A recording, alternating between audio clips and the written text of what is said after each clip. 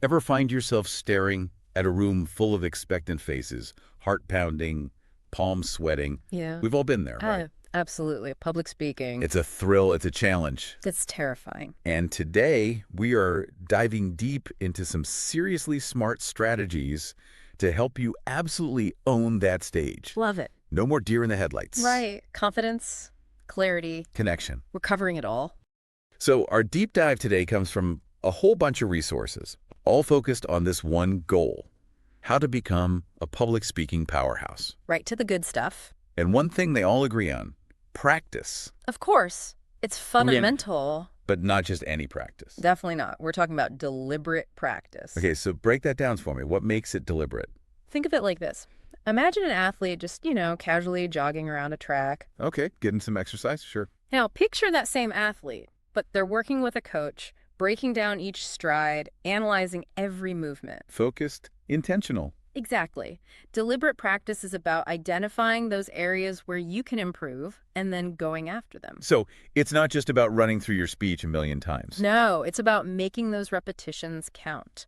This source actually suggests recording yourself as you practice. Ooh, I can see how that would be helpful, but also slightly terrifying. Maybe a little, but trust me, it's like reviewing game footage. You can catch those little things. Like, oh, I always do that weird hand gesture. Exactly. Or, I need to work on my pacing. It helps you smooth out those rough edges. So we've got the practice part down, but then there's the audience, right?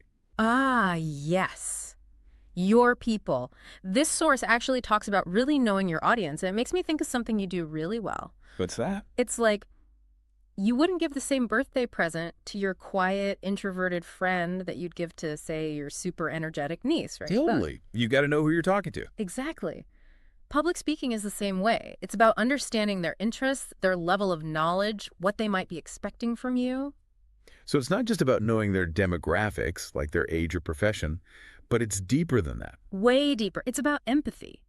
Can you anticipate their questions? Can you address their concerns before they even voice them? Okay, I like that.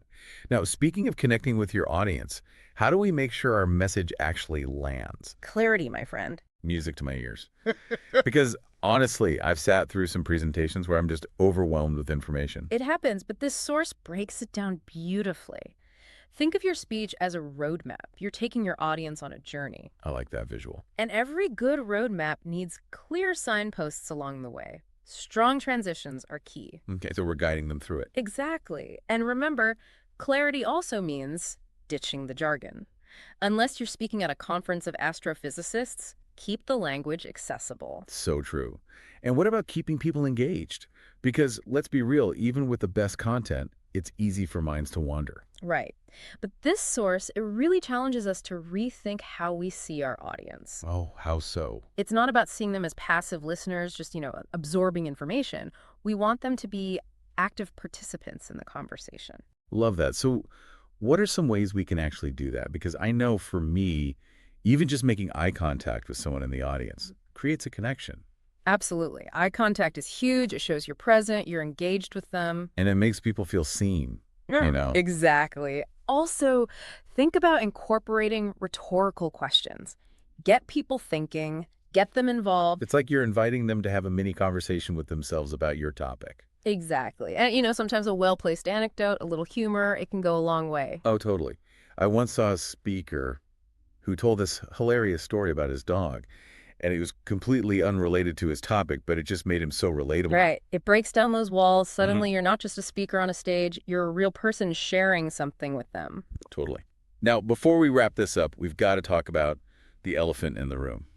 Or should I say, the butterflies in the stomach. The ever-present nerves. It's like no matter how much you prepare, that little voice creeps in, right? Absolutely. This source talks about how a little bit of nervousness is actually a good thing. Wait, really? Yeah.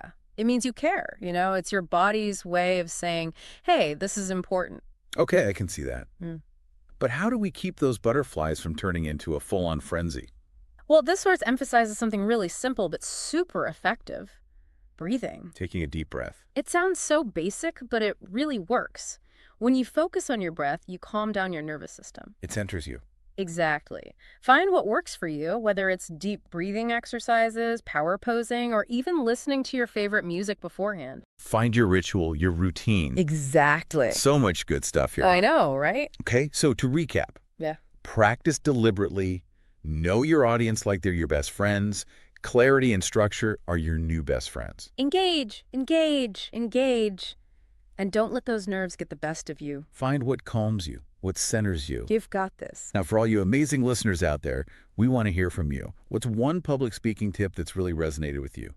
What's your go-to strategy for calming those pre-speech jitters? Let us know in the comments. Until next time, happy speaking, everyone.